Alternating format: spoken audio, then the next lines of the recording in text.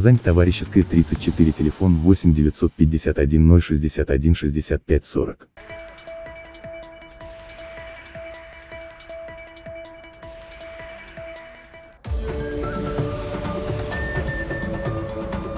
Кармен и папенька — так зовут родителей новорожденного Яка, пока он не отходит от мамы, сосет молоко и греется в ее теплой шубке. И Кармен к детенышу никого не подпускает, да и подозвать малыша трудно, имени нет, выбирать будут всем Татарстаном. 20 октября у нас будет праздник на территории Казанского зооботсада, который будет называться «Именины Яка». Того, кто придумает имя для детеныша Яка, ждет подарок – билет в зоопарк «Река Замбези», который готовится к открытию. К сожалению, новорожденного Яка мы погладить не смогли, его защищает мама, а вот папу погладить можем.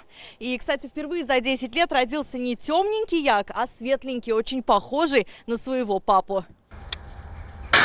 Сейчас животные зоопарка готовятся к зиме. В спячку идут только медведь и барсук. Все остальные утепляют свои шубы, как эти яки. Алия Хайрудинова, Ренат Сафин, ТНВ, Казань.